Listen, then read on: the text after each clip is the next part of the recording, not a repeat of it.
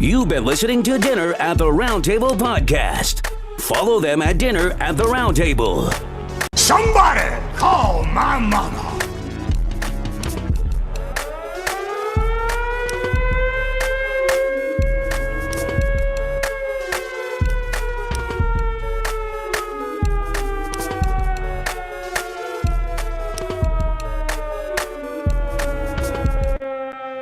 Live from New York, you already know what it is, man. Dinner at the Roundtable podcast. Live from Florida as well. You already know what it is. Nelly Nell, the other day, Chris Ryder, La Dueña in the house. Yes, man. Manuel Castellano, you already know. United States Marine Veteran, man. You already know my brother right here. Con Castellano Music Group. What's good, brother? Thank you. Thank you. I want to thank you guys and God bless you guys. Thank you for having me on your show today. For sure, man. It's definitely a pleasure and an honor to have you on, man. We know each other for a couple of years. And you know what I'm saying? We definitely respect your service to the country and all that you've done. And we also respect your work in the music industry too, which you haven't done in a while, but you was very well respected in that area as well. So yeah, man, welcome to Dinner at the Roundtable podcast, your source to knowledge, brother. Thank you, man. Like I said, I'm a young kid from New York, parents from the Dominican Republic, raised in uptown Manhattan, Washington Heights section. I joined the United States Marine Corps from 2003 to 2007. I did 2 combat tours in Iraq at that time, and it was one of the most intense battles during that time. Being a kid from New York, I've traveled around the world, seen so many things, and I'm just glad and grateful to be here. Unfortunately, I inherited a injury of nature that enables me to do much more in life, but I'm very grateful to be here to share my story with you guys. Absolutely, man. Absolutely, man. And that's one of the reasons why we have you here, because you know, the public, the general public, is not aware of you know, certain health conditions or particularly when it comes to like the heart, right? Because of the lack of knowledge, right? So we're here to spread awareness and also, you know, give you a testimony of your journey with the LVAD, right? Being an LVAD recipient, so we can tell our public and our listeners basically your experience. So let's start off you by first, let's get into your history as a Marine first. How long were you in service again? I did 4 years. I served 4 years active in the United States Marine Corps. I was with 2nd Marine Division out of Camp Lejeune, North Carolina, with 2nd Amphibious Assault Battalion. My first tour were all attached with 8th Marine Regiment, which is 1-8, 2-8, and 3-8. I've done Fallujah and I've done Ramadi and all the on-bar Providence during my time I served. I served honorably, got out honorably, and I'm very grateful that I did my services to the country. Jesus, man. And what was your primary position as a Marine, like in your battalion? Is that the correct term? Yeah, you mean MOS, Military Occupational Specialty. There you go. So my MOS code was 1833. I was an amphibious assault vehicle crewman, and I was promoted throughout the ranks of E4 and above into crew chief. So I was in charge of a certain sector and a certain amount of Marines in my platoon during that time. And it gave me the overall view of what leadership traits are and what mobility I had and the capability of leading these such young Marines into the battlefield. Ooh, man. So you're definitely great with the gun, though, for sure. Manuel Castellanos in the house. You already know what it is. Yeah, man. So what made you want to represent the United States as a Marine and join the service? What made you want to do that? Like, what inspired you to be a Marine? Well, at that time, I attended Borough Manhattan Community College. I graduated from A. Philip Randolph Campus High School in Harlem. And then throughout the years, I was attending BMCC, Borough Manhattan Community College, which is located in Chambers Street. So as I was attending that morning of September 11th, I was a freshman. It so happened to be that period, math class was coming in. And I said, you know what, I'm going to go ahead and skip math class. And I'm going to go on to my physical ed class right after. So I'm going to sleep in a little bit more. And September 11th hit. I was out of school for over 8 months. So the South Campus was affected and so on and so forth. So I decided to join the military. I said I didn't want to be just a regular statistic, being a Latino from New York and being labeled as just another a Hispanic in the streets doing whatever. I actually wanted to make a difference. So I told my parents I want to join the military. And the point was not to really join the Marine Corps. I was actually going to join the United States Air Force. So when I attended the Air Force recruiting's office, what's so ironic is that the Air Force recruiter was out on lunch. On my way out the office, there was a Marine recruiter that actually grabbed me by the side of my neck and pulled me inside to his office. And then I joined the Marine Corps after that.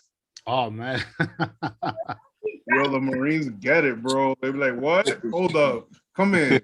Let's go. Yeah, The few of the proud.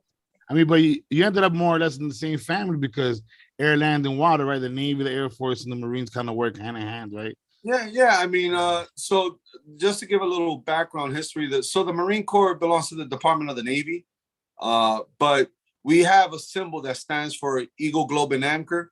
You know, Globe for Worldwide Services, Eagle for Nation, and, you know, the Anchor for Water Services. So, you know, how you have the Army that's land, and you have the Air Force for air, and then you have the Army for ground. Well, the Marine Corps is all three combined in just one branch of service. That's why we're the few and the proud. We're so much little in numbers, but we overall do a lot more with the numbers that we have. Oh, I see. Yeah, for sure. No, I've always heard that the Marines are like, well, the Marines and the Navy SEALs are like top notch when it comes to like service and you know, being in the field and Special operations, mobility, and also the most aggressive though. The most aggressive. It won't last for well, my hats go off to any service member that served in any branch of service. It's everybody knows the line of work that we do and what we bring to the table and the sacrifices that we entire in order for us to serve our nation direly. So, you know, my hat goes off to those 13, 14 men and women that lost their lives recently in Afghanistan. It's a heartbroken loss. My condolences goes out to their family, and obviously let's just remember these service members as the highest honor and sacrifice that they did for us to live in the world that we live today. Absolutely, and that's one of the things that I always speak about on the podcast is that we're very privileged in this country. One of the reasons is because of the armed forces that protect us. You know what I mean? So thank you for your service, brother. One thing I want to ask you: why is it that the Army and the Marines always got beef, man? I got a friend who's a MP for the Army, and I have a friend who's a Marine, and they're always going at each other's throat. They're always talking shit to each other. One time I went to a bar, and it was like a room full of half Army guys, room full of Marine guys, and it was like World War III in there, brother.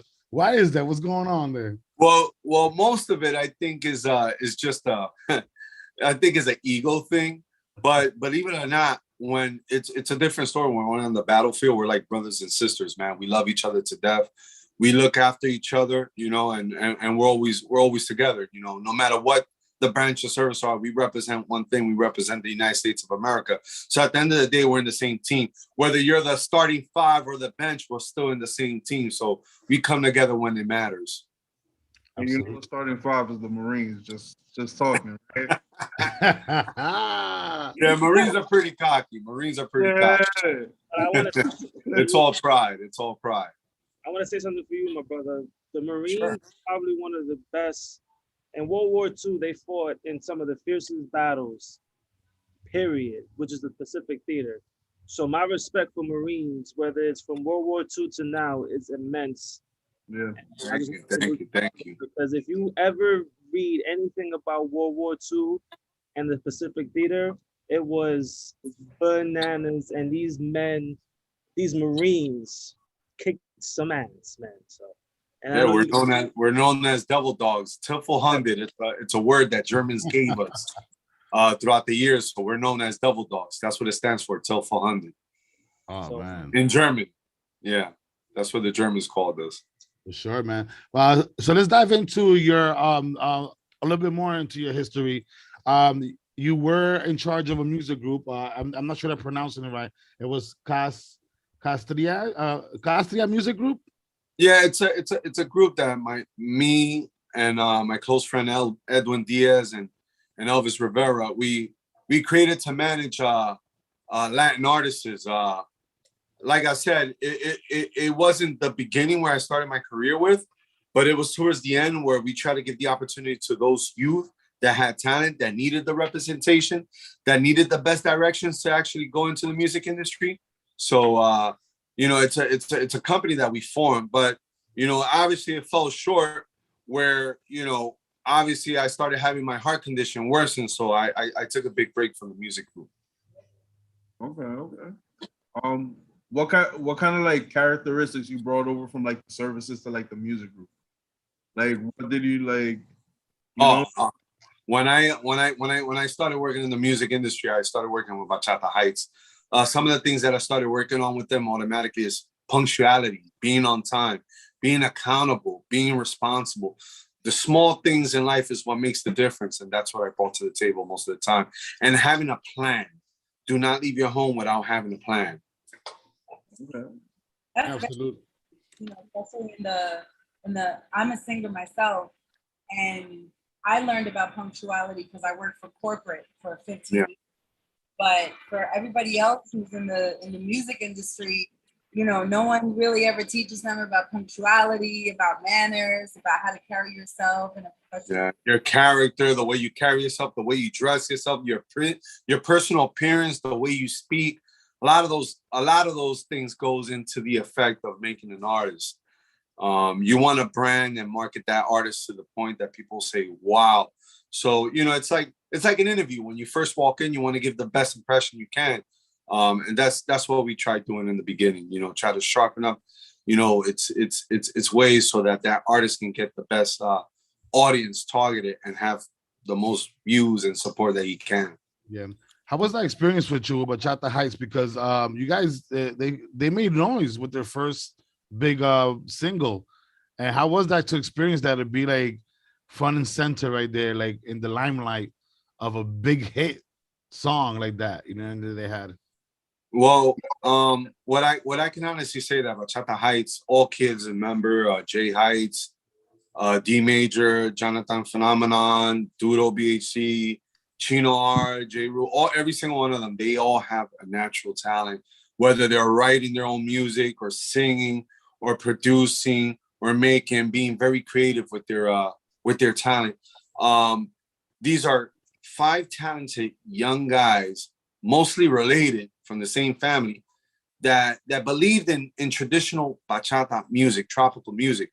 And with their souls and rhythm and their talent, they just came upon that. They happened to be in the studio, in one side of the studio in the Bronx, and Hector Costa El Torito was in another side of the studio.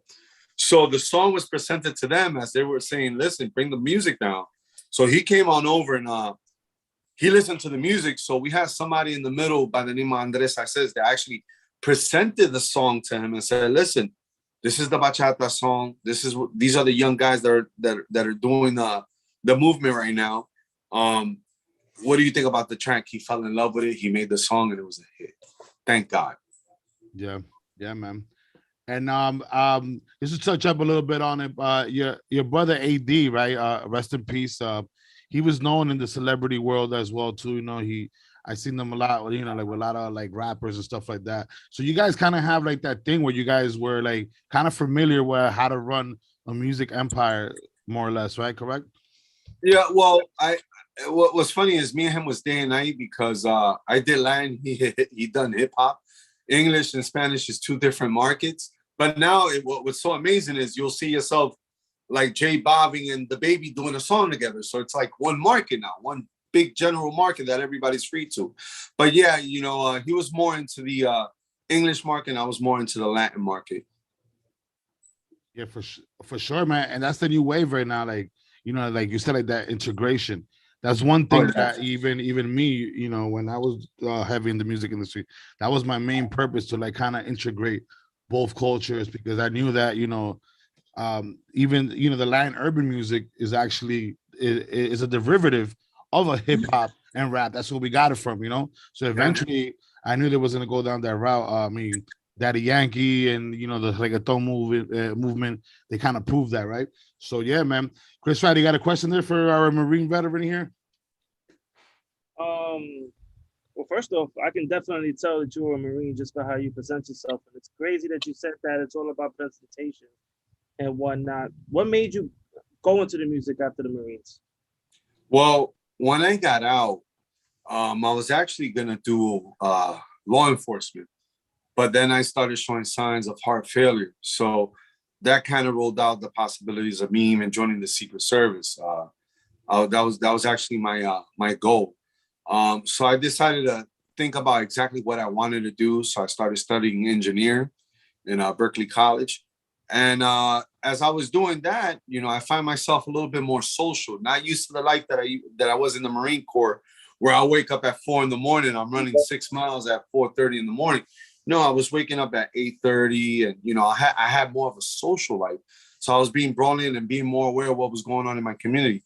Well, mutual friends kind of put mutual things together. So I had a mutual friend that's to always be around Bachata Heights. So that mutual friend brought me over to the basement one time and said, listen, they need representation. And I said, well, what do they need? Oh, they need somebody that can be strict with them, that can help them negotiate contracts, that can get them a lot of shows, that can expose them. I said, well, I know basic traits that I learned when I was in the Marine Corps. How to present a presentation, how to set up a basic PowerPoint, how to be manageable, how to be accountable, how to be responsible. And those things came into a factor together that everything all worked well. And it led to me working with Bachata Heights for over 8 years straight. Nice. Awesome. I mean, good for you, And well, are you still connected into it now? Given your condition, I think you were mentioning earlier that you slowly started to let it go because of the heart failure. So now it's I've been disconnected from the music since 2000 and roughly 2013. I've been disconnected. We're talking about not over 8+ years now. Once my heart became a lot more weaker. I attempted to go back in a couple of years afterwards, but then the loss of my brother kind of said, you know what, this is more definite. I took a heavy loss and, I just want to do things and focus more on my family. And I decided to go that route and stick more into my family and just do something that I needed a person to do. What was the biggest failure, if any, that you learned from while being in the music business? If you had any failures or any mishaps, what did you learn from it if you had a failure? Well, from your failures is what you learn from. So you gain a lot of experience. It tells you in life a lesson that you're not supposed to go through it again.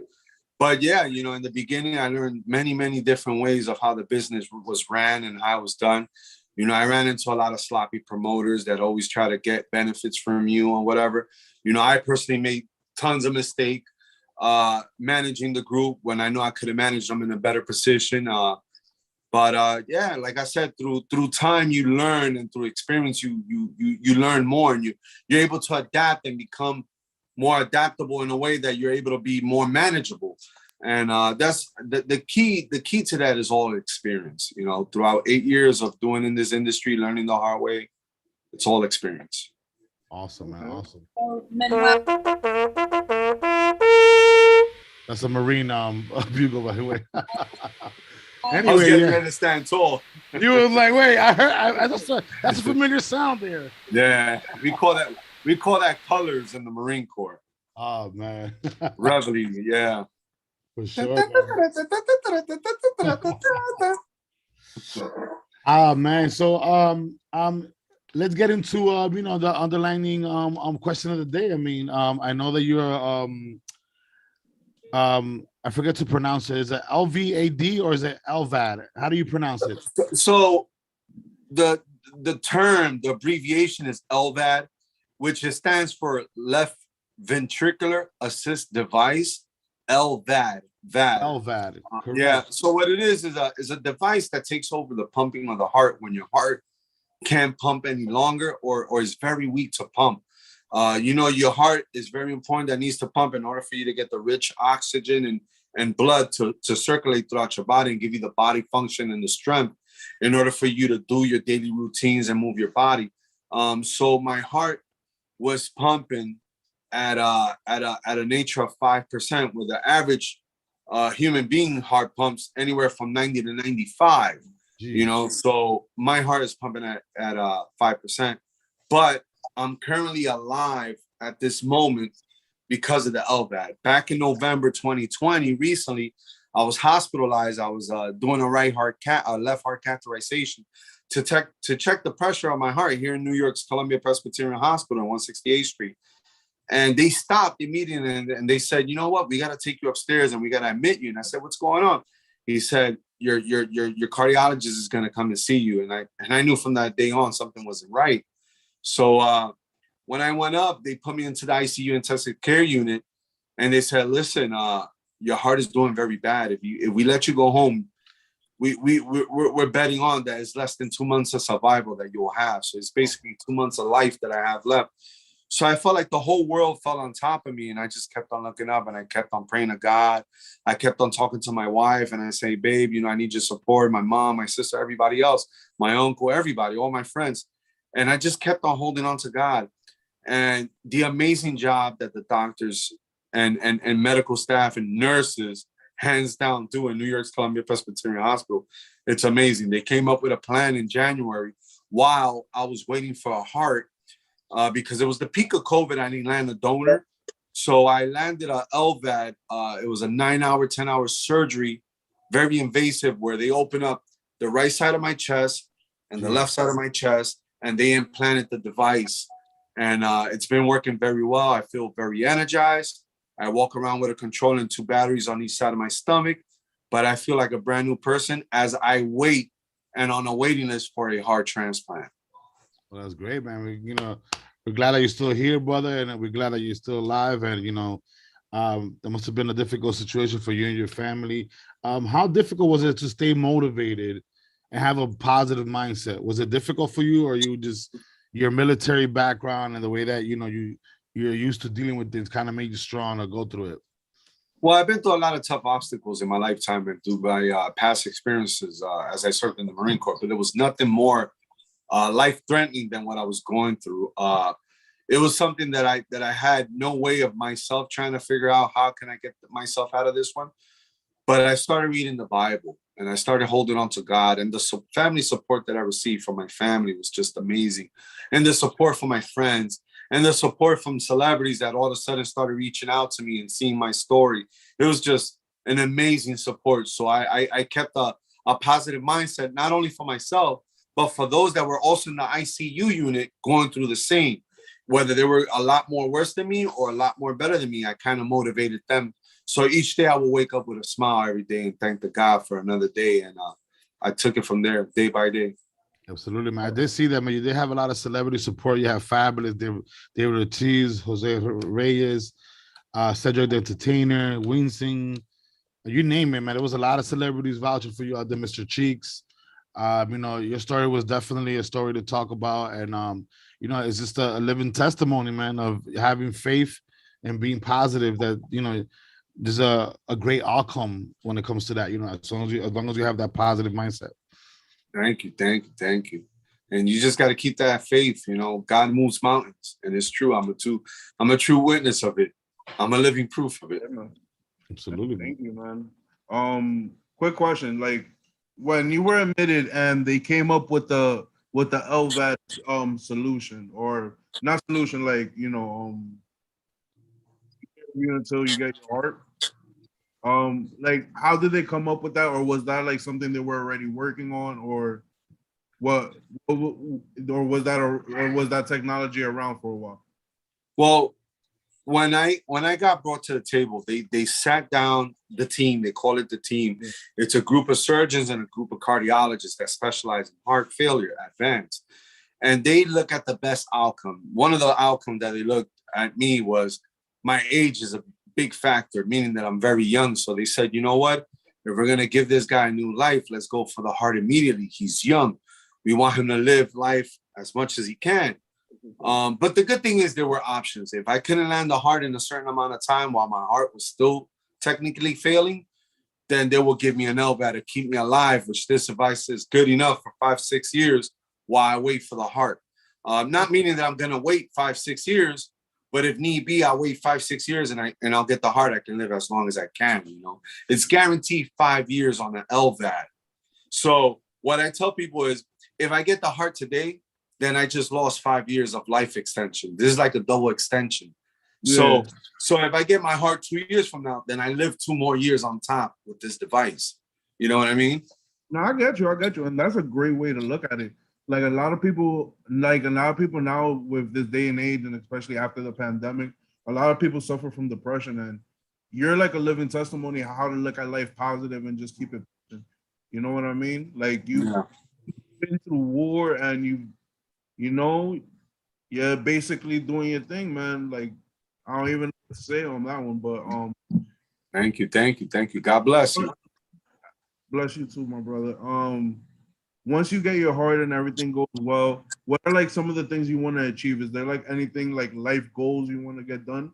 Like So some of the things I do want to do, most importantly, is thank God first, because he made the impossible possible as usual. There's nothing impossible for God. So I will thank God first.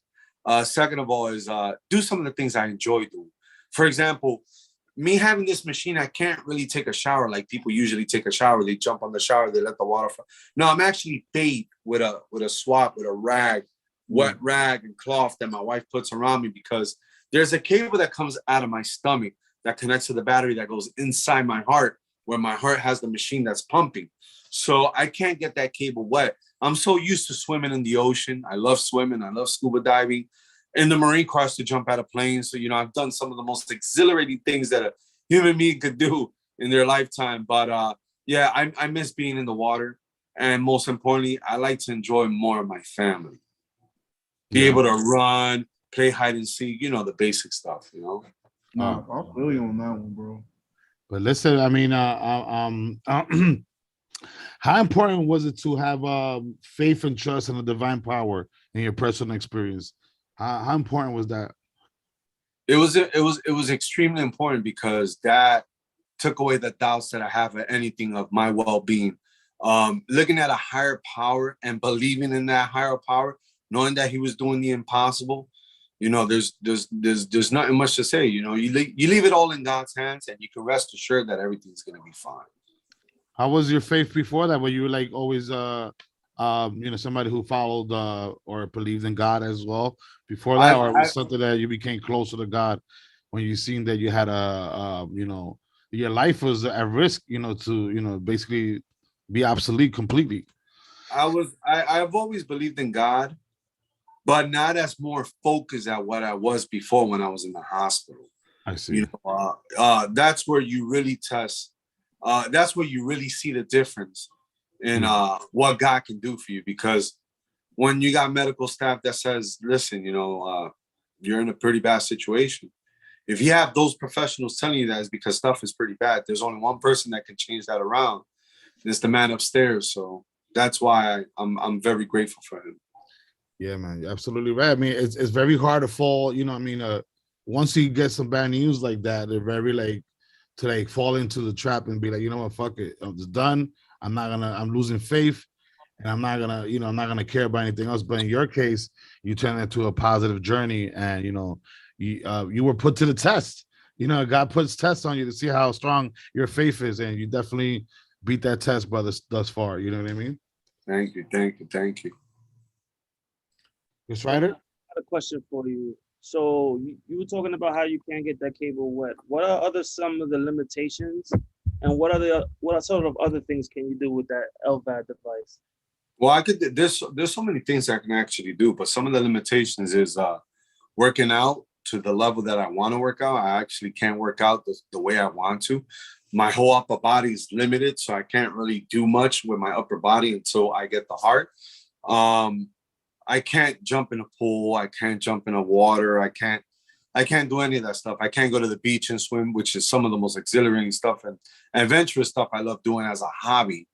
I got to be very, very careful when it's raining outside. I got to keep this cable concealed. And I got to be on top of my batteries, make sure it's charged.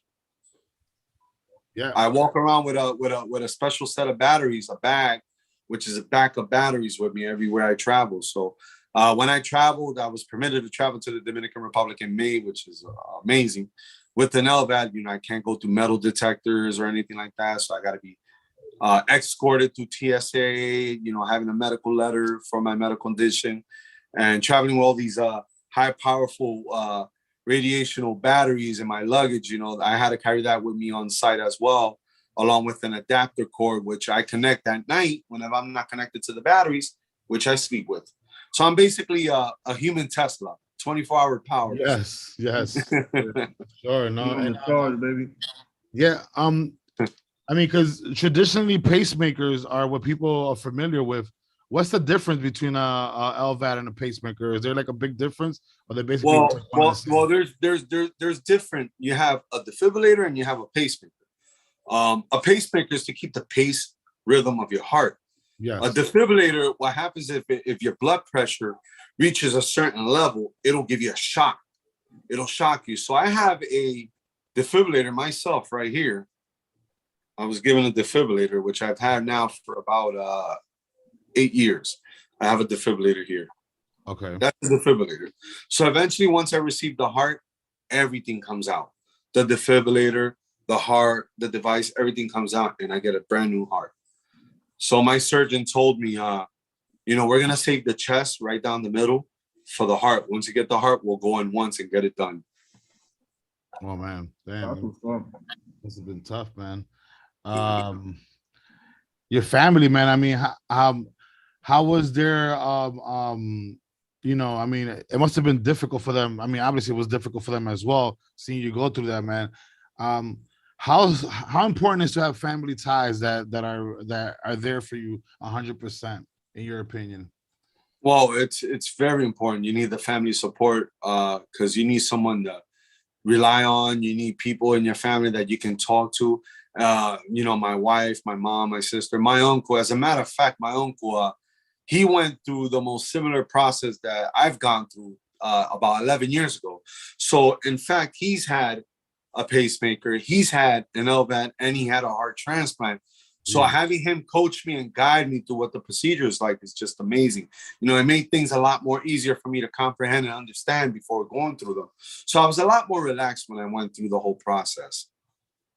Yeah, man, definitely. Your uncle was definitely a great tool for you to actually know what was going on. So now you're in the process, you're on the waiting list for a heart transplant. Yeah. What is the process of the protocol of being on the waiting list within the institutions that control the list? What is the process? Are you familiar with it? Do you know exactly what the process is? Yeah, so there's a national organization known as UNOS, UNOS, UNOS.org. They control the whole donor pool here in the United States. So what happens is each region gets a certain amount of donors that come in from a certain amount of region. In my hospital, it goes by the same criteria that every org goes through. So the way it works is that it goes by status levels, level 1, level 2, level 3, level 4. So when you get on the level, you have to look at the patients that are on the same level as you: height requirement, blood type, weight, how bad the person is, because I can be in the same level as another person in the hospital, but eventually the person that's in the hospital will get the donor first, because whoever's in the hospital currently actually has more priority, because I'm more stable at this moment, even though I will get my heart eventually. So I will have to wait until that person gets transplanted or denies the transplant in order for me to get transplanted. Wow, man. It must be do you think it's a nerve-wracking situation where you're like waiting and you don't, or you try not to think like that, you try to just like leave it? Believe it or not, there is times that I tell my wife, I said, babe, I just, I don't like to wish, and God knows that I don't want to wish no death on no one, because to receive a heart, somebody has to die.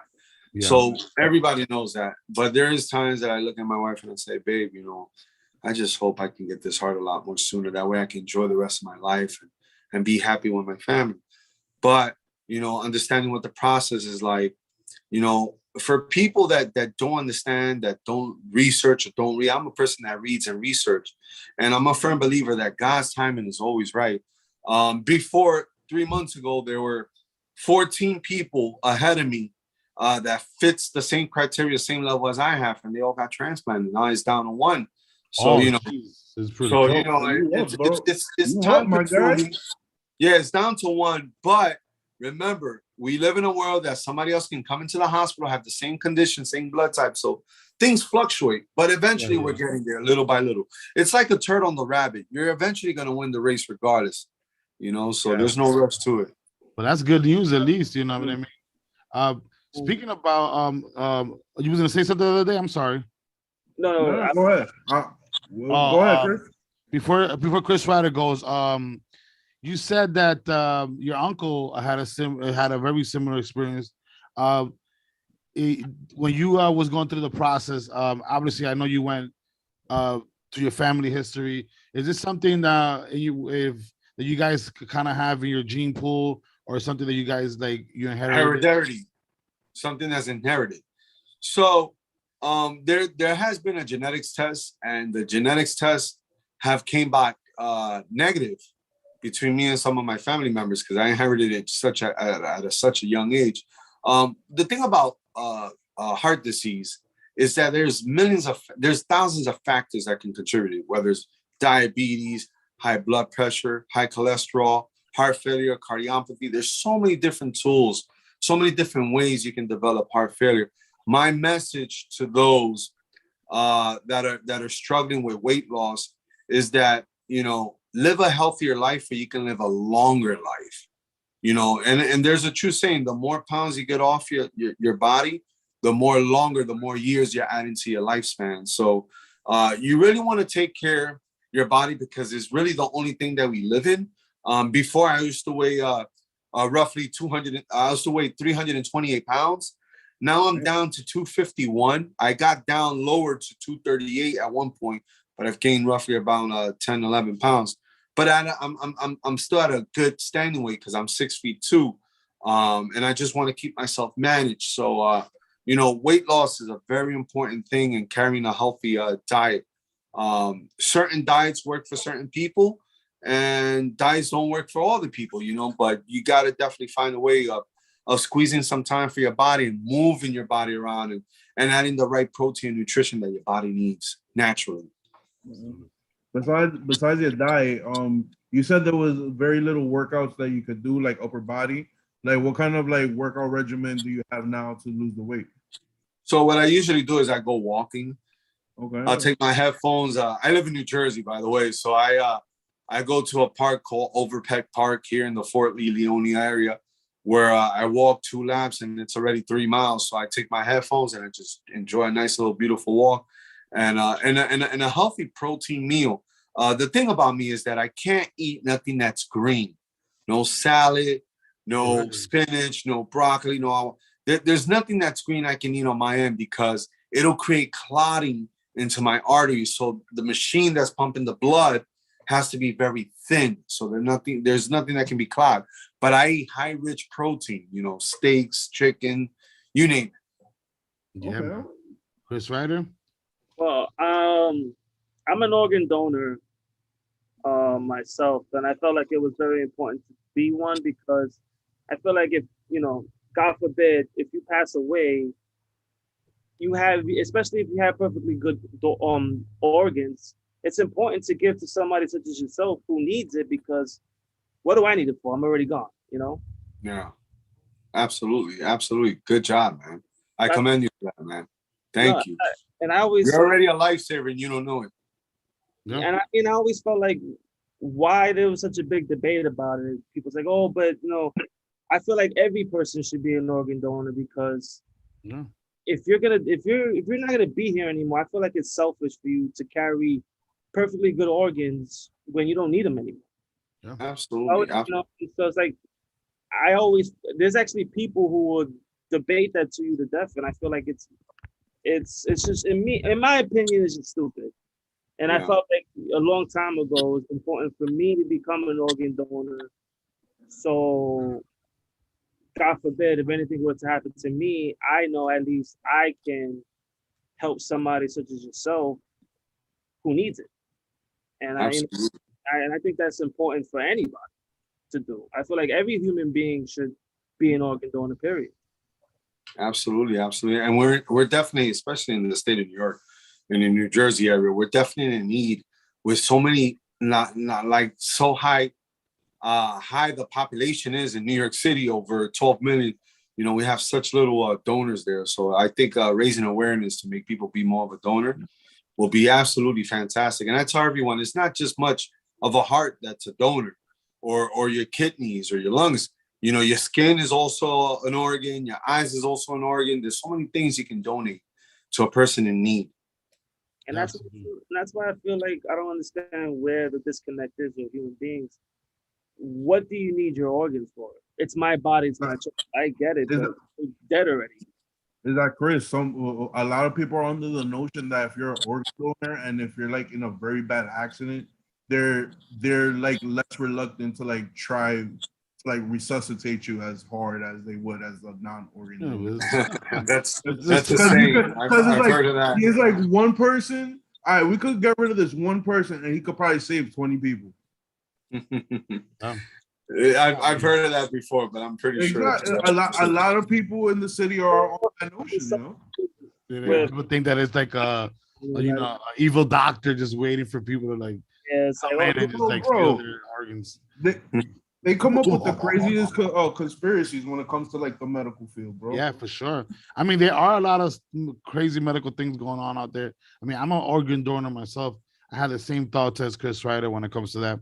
I mean, if you're not able to be in this earth anymore and somebody needs an organ, why not? You know what I mean? So I'm definitely an organ donor too. But you're right, we do need to bring more awareness to it. And maybe it's just like the awareness and like the lack of knowledge, you know what I mean, that makes people be reluctant, to like not, signing up to be an organ donor, right? They might be because they haven't been taught or spoken about it as much. Maybe they just, it's the lack of knowledge, like I said. But yeah, I definitely don't agree with the other day too. A lot of people have that issue where they're like scared, if they go to the hospital for one thing, that they might not come out ever again because somebody needs an organ, you know what I mean? But yeah. I think it all boils down to the misinformation where people only just see the context and actually don't read the actual fine print, and it's all misinformation. So yeah, definitely. Yeah, there's a lot of misinformation when it comes to the medical field. There's a lot of misinformation, and we could take like the whole COVID vaccine thing as one of those things too. You know what I mean? Yeah, absolutely. I mean, there's so many information going out there right now that at this point, since it's so new and reluctant, we don't know exactly what's valid. Just like the vaccine, people are saying, oh, you take this shot and you're okay, but now you're talking about a second shot and the third shot. What will happen next year? Are we going to take a fourth shot? So it's so many things that have a question mark there. Yeah, no, it's not even that. And like I've said many times on the cast, is like this: what the vaccine is not a traditional vaccine, and the shit about it is like it's gonna become like the next flu shot, where we're gonna have to take it every couple of seasons just to be on point. Yeah, no, absolutely. That's one of the questions I was going to ask you. Having your condition, where was the vaccine an option for you? Were you able to take it? Yeah. So after being home about a week, being released from the hospital after lasting 3 months in the hospital, having the LVAD, I caught COVID at home with my family and everybody else. Me, my wife, my daughter, a couple of cousins of mine, my sister-in-law. But we were fine. Nothing happened to me. My wife had a little loss of taste and sense of smell, and my daughter had a little sniffles. But we were fine, thank God. Waited about a month and tested negative again, and then we was able to get the vaccine, and that's pretty much it. So you're vaccinated? Yeah. Currently, okay. Yeah, because that's one of the stance. Like, what is your stance on it? Like on the whole COVID-19 thing and the vaccine as well? Because it's two different situations. Your stance on COVID-19 in general, like what is it? So me personally, it all boils down to a person's immune system. You know, if you take care of your body well enough, you're able to fight off any of the mutations that happen or infectious disease in your body. That's why I said being healthy, live a longer, healthier lifestyle. You know, the statistics and the numbers are there. You know, yeah, there has been individuals that are in shape, that caught COVID and, you know, couldn't fight it off, had a weak lung. Yeah, but a lot of those individuals had a lot of underlying conditions as well, whether they're a heavy smoker or whatever the case may be. You know, me personally, I want to take care of myself more, knowing that the condition that I have and so for my family. So I got vaccinated. I was never pressured to get vaccinated. I was never told that I have to get vaccinated. You know, I was highly recommended to get vaccinated, especially because of my condition. So, you know, I believe that people should have their rights, whether they want to get vaccinated or not. We live in a world now that if you get vaccinated, you get a reward. So there's so many skeptical things behind that. You know, I would say research, read, and look up the stuff that you think that's valid, and you do what your heart tells you. Yeah, I mean, yeah, man, for sure. I mean, well, now that we're talking politics, right? You know, I got some questions, right? Manny, as a Marine, how do you feel about the current situation that's going on in Afghanistan, where we're pulling out and the Taliban is, you know, taking over the country again? Like, how do you feel as like a person who served? I'm not really into politics, believe it or not, but because I served, I'm gonna knock in my 2 cents. I agree with the point that you know, Biden made the right choice to pull out the U.S. troops. I understand that. We've been in that country for so many years. We killed bin Laden over 10 years ago. So we should have pulled out a lot more sooner. There's so many taxpayers' money gone into this war. And we're talking about a cap of over $2 trillion. And not only that, the most importantly, a lot of lives, over 2,000 plus U.S. service members' lives were sacrificed. I think the strategy, the plan behind it was well off. There wasn't too much coordination between it. It was just pull out. I think that if he would have thought about and listened more to his generals of the strategy of how to go by it, because you can't just pull out.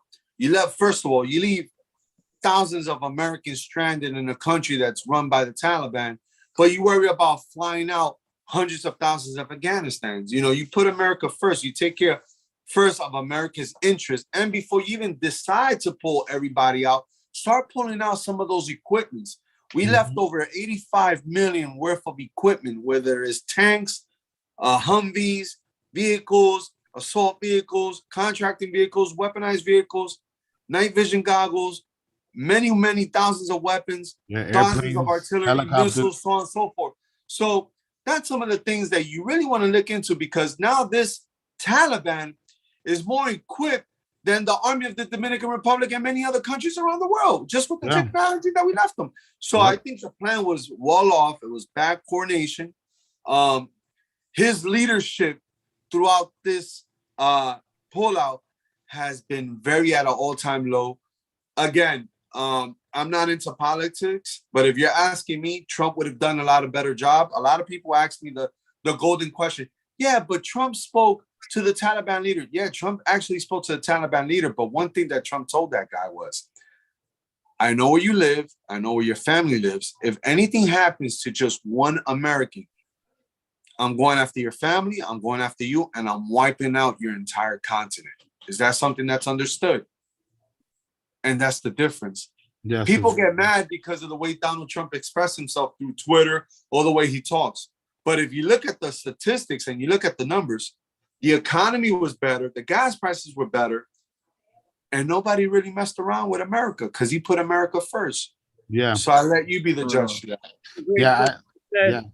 That's been a very big thing with Americans. Like, you always take care of everybody else except for Americans. When it comes to Americans, we don't take care of them. The pandemic showed everybody that they just didn't care, and they just messed up everything, and we're still suffering from it to this day with jobs, with economy. Instead of saying, all right, instead of shutting everything down, let's come up with a plan that's better suited to keep the economy alive and still be safe from one another. They didn't do that.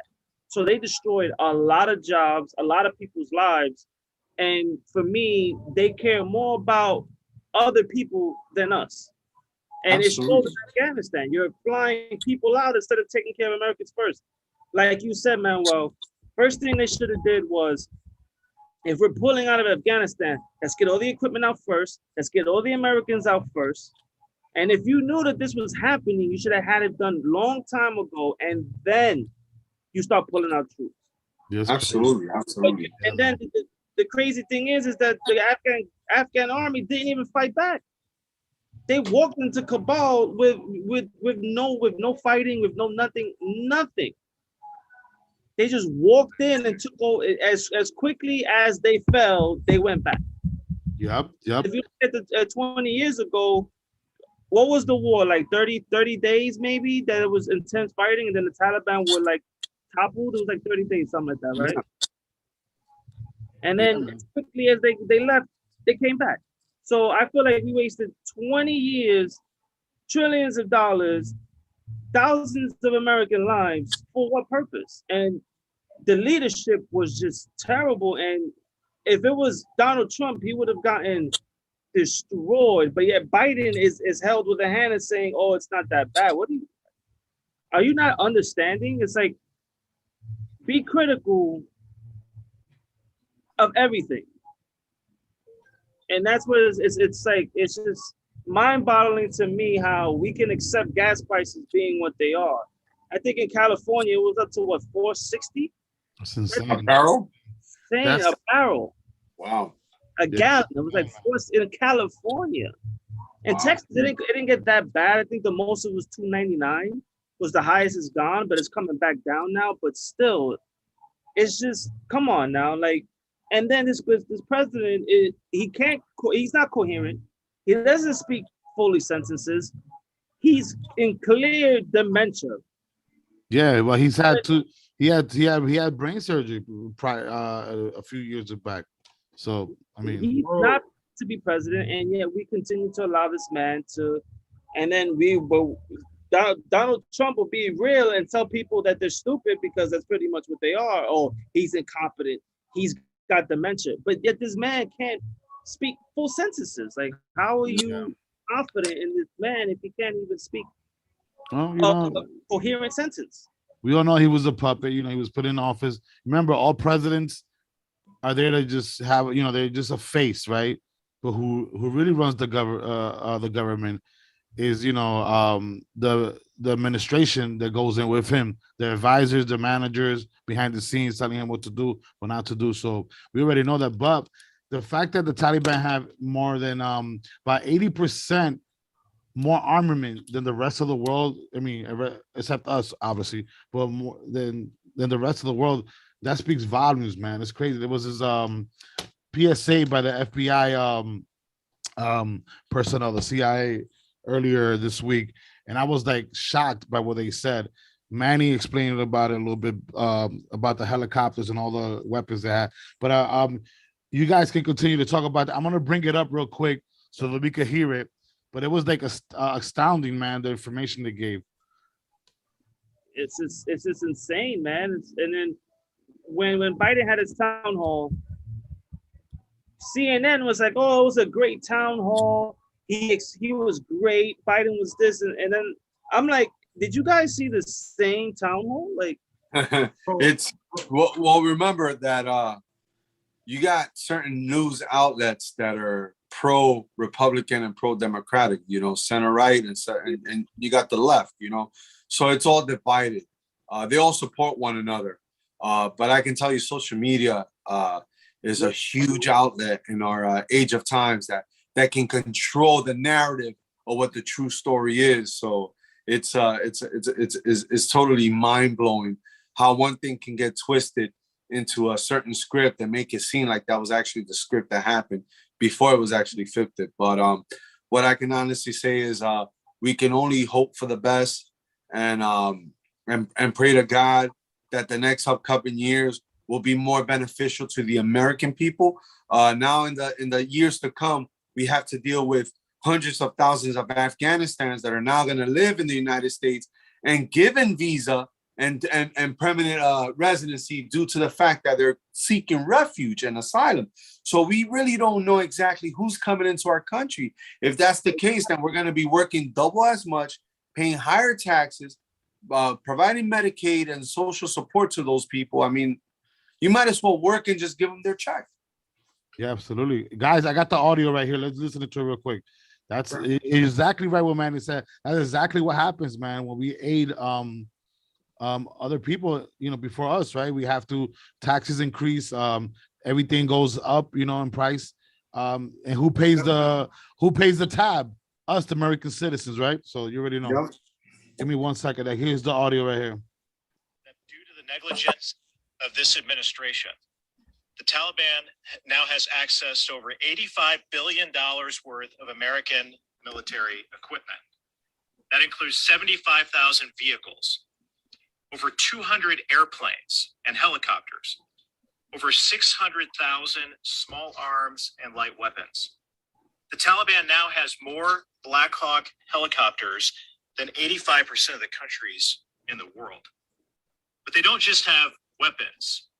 They also have night vision goggles, body armor, medical supplies, and unfathomable to me and so many others is that the Taliban now has biometric devices, which have the fingerprints, eye scans, and the biographical information of the Afghans who helped us over the last 20 years. That due to the Yeah, so I don't know if you guys, was it good sound quality? You guys heard it right? Yeah. No, that's insane, bro. Like, Yeah, man. how irresponsible is that? We said, Manny, you were first in line to go fight these people. Like, that's totally like fucking, excuse my French, but it's super irresponsible on the behalf of the administration and on behalf of whoever made those decisions. And coming to that conclusion is like, you basically just set us up to go right back. Yeah. I mean, just the fact that he said that they're better equipped than 85% of the world, bro. That's insane. Like, yo, whatever it's like, I don't like that right there. I was like, what the hell? These guys are like, they can actually, like Manny said, like, they're better equipped than third world countries, than Dominican Republic, Cuba, those places. You know what I mean? I mean, they don't have access to nukes, hopefully. Right, hopefully, I'm not sure about that. I highly doubt that the U.S. will be that irresponsible. Yeah, but at least, they have armament. They have the actual arms to make shit happen. I feel like that's just an excuse for us to go right back over there, and especially if they try to expand into other countries, like try to take over like that whole region, that shit would be insane. And that technology that we're talking about, they have the fingerprints and the face scans of people. It's insane, man. It's insane. It's very insane. Yeah, man. How I'm not sure if you're familiar with that technology, Manny, but what does that mean when he said that? Like the biometrics. Yeah, the biometrics. So basically, it's a technology where it's like a DNA system where you can identify the personnel through face recognition or fingerprinting, or even some parts DNA, hair samples, saliva, or anything like that, and can give you the type of individual this person is, whether blood type, or if the person has a record or a photo taken before. All the additional information will roll into that one certified tool. It's like a search engine. It's like Google. You press anything, the letter A, and everything under A comes out. So, it's all about the history of the personnel. That's crazy, man. Whether they've been arrested before or fingerprinted, all the biometrics. But in our end, it's all the biometrics of the individuals that have helped us.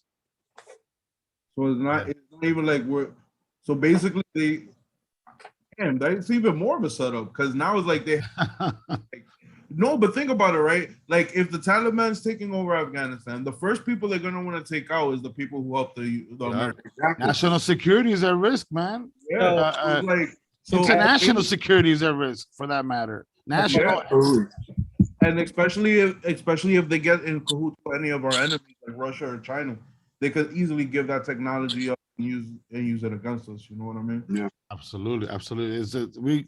We're heading into troubled times for sure. Any more thoughts on this particular subject? So we can get back to Manny and concluding the interview. Chris, no, you good? You don't want to talk about Bozo Biden? No, so what I'm saying is that I found an article right now that Put it up. was saying that fucking Biden deserves credit instead of blame for I it. mean, that's probably that liberal media. That there was- That's They probably should a go to liberal Bernie. media source. Like Manny said, and we all know this. The liberals run most of the media. I would say that, but there are media outlets that are more on the Republican side, and then some that are more on the liberal side. Listen, I've been to Florida. In Florida, all you hear is the right wing Republican. all day when you're on the TV. When you turn on the TV, that's all you see is red. You know, it depends what part of the country you're in, but you know, the liberals have the upper hand because they have the most populated areas in the United States. You know what I mean? Yeah. As far as like population goes, so they're able to manipulate things a little bit more because imagine, look, New York State, they run it, right? And how many people live in New York State? A lot, right? Same thing in California and you know, and certain states. So because in New York's a lot of people don't know New York is actually a red state. It's just New York City's blue. That's why New York is blue. yeah, but New York City, bro. New York City makes up 80% of New York State's population. That's crazy. New York State is actually red. Like people don't know that. Yeah. Yo, bro. The city We got to holds. get rid of de I'm- Blasio, man. I'm a centrist, bro. Nah, De Blasio deserves to get hanged, bro. I hate that Fuck guy. I hate that. Oh my Listen. God, De Blasio's a fucking cunt. Guys, New York State is so huge, but 80% of the population in New York State lives within the 5 boroughs. That's crazy. And New York State is actually red. It's not blue. But because New York City's blue, that's why it's always blue. You Yo, don't bro, want I'm to a go up. centrist, my guy. I'm red, white, and blue. Okay. You go up north with the honkies, they ain't be talking that liberal talk up there for sure. And Listen, it's crazy. but you know what's crazy though? Conservatives are actually more liberal than liberals. Yeah, kind of. Yeah, you're right. You're right. Yeah, they're more liberals than liberals, bro. That's just crazy. If you look at the political spectrum, like people like us who were Democrats like 15 years ago, we're considered conservatives now. Yeah, We are. Yeah, we're considered conservatives.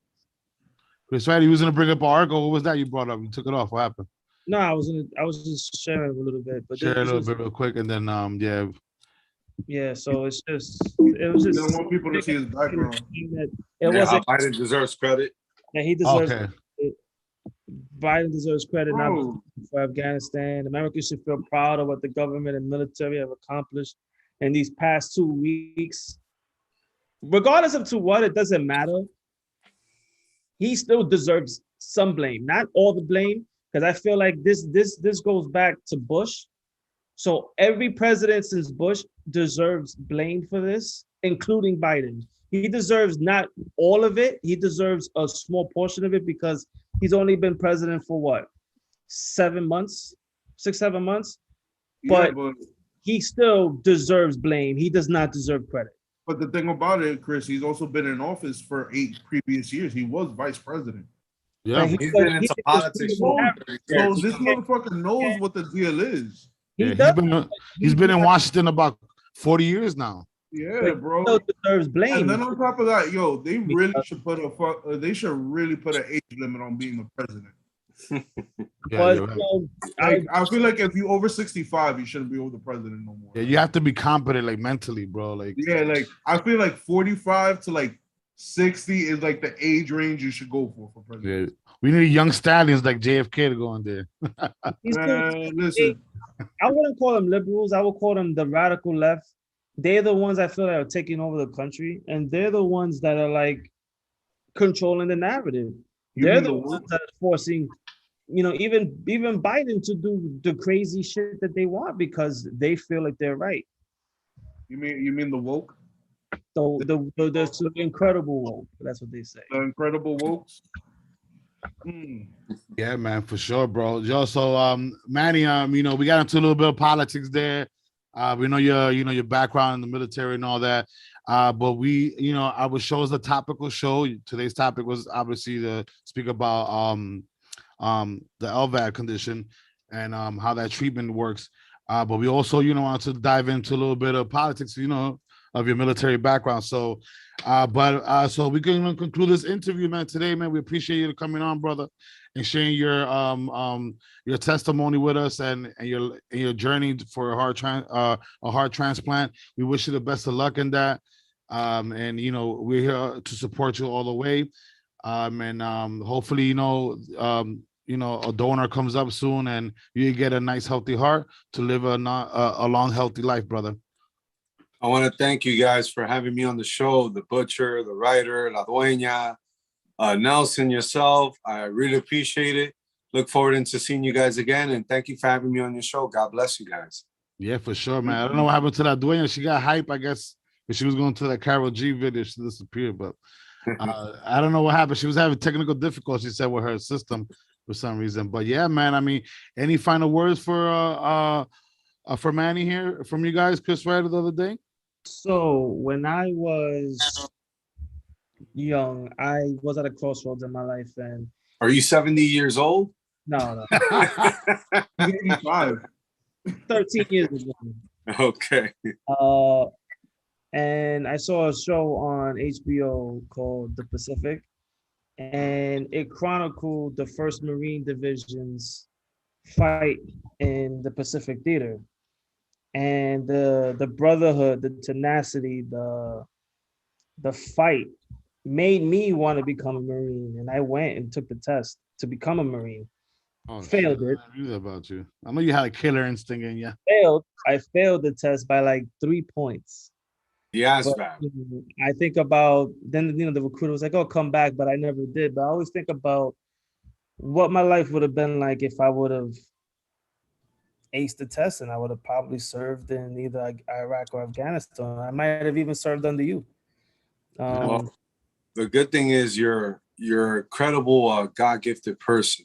You're an immaculate citizen of the world's finest country of the world, because no matter what the circumstances are, we live in the finest country in the world. So I commend you for that no matter what. The question mark will always remain, what if? You know, it would have been a great thing if you would have served in my brotherhood in the United States Marine Corps, but I still consider you as a brother, even though you're not a Marine. So don't feel too bad at all, right? Yeah, But man. you know, my brother, he was a combat medic who served in Afghanistan. Navy or the Army? Army, I think it was, but he was a sergeant, combat medic. I'll find out more or less, but him and his wife, they're combat veterans. He was combat, she was not. I don't think she served in combat, but they're both Army veterans. And you know, your Marine background, in a sense, was a blessing because it kind of prepared you to deal with everything that's happened since then. It's made you stronger. It's given you that strength of character to be able to sit here today and, you know, be okay, because a person in your position wouldn't be okay. And just because you are okay is an amazing feature. So I Yeah. commend you, my brother. Much respect. Yeah, man, that's, you know, it's my final thought, man. I will always have tremendous respect for every single last one of our Army veterans, and the sacrifice that you guys, nobody knows what you guys have been through but you guys. And I have an inkling, and the respect I have is just tremendous. To be able to be okay after such a feat is tremendous, my brother. And I thank you for coming on the show. I respect you for your service and everything that you've done. Thank you so much. Thank you for having me on your show. Yeah, the Soul Surfer. What's going on there, brother? Not much, man. Yo, Manny, thanks for being on, bro. Like your journey from serving this country to being a heart survivor, because you know you're a warrior, is really inspiring. And it's the fact that even in the most grim of situations, you could look up, you could ask God for strength, and you could stay on the positive note. just because of the fact that society right now is going through this downward spiral, I would say, where people are suffering more from anxiety and depression. You show that a person could gain the spirit and the strength to persevere and push past and show people light and bring warmth even at their most darkest of times. And I thank you yet again for your services for this country, man. Thank you for having me on your show. Yeah, for sure, man. So you already know Dinner at the Round Table podcast, man. We're available on YouTube. This interview is going to be on YouTube. Then it's going to be on 15 different platforms. You guys can subscribe to our channel. The right-hand corner, the little Dinner at the Round Table logo. And yeah, man, just tune in, man, and check out this episode. There's a lot of good information for people that are not aware of heart conditions and what an LVAD is. You know what I mean? It might help somebody go through something that they're going through, or just, you know, just to have knowledge of it is great, man, because you may have a friend or a family member who's going through something, and you might be able to, you might be able to accessorize them with Manny's testimony, man. We appreciate you, brother. You already know what it is. Dinner at the Round Table podcast in the house, man. You already know. One last thing, Manny. Anything else you want to say to your to our listeners and our viewers before we chime out? Believe in God, and God bless you all. There you go, man. Believe in God, man. Always keep the faith, man. Keep the faith from the Lord. You know. One last ruha, man. We out of here, man. I don't know if I said it right. Hoorah, right? I said this hoorah. Hoorah. Yeah. Once a Marine, always a Marine. You already know what it is. You already know. Like and subscribe. Out of here, man. Take care, guys.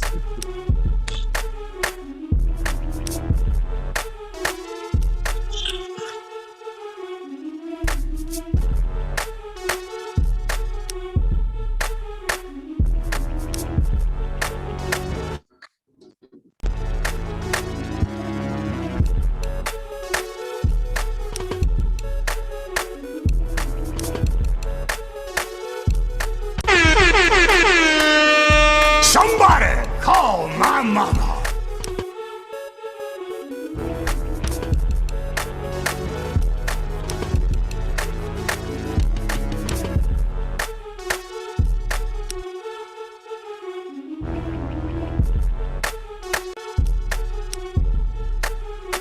This is Dinner at the Round Table podcast.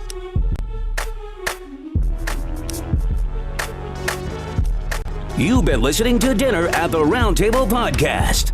Follow them at Dinner at the Round Table.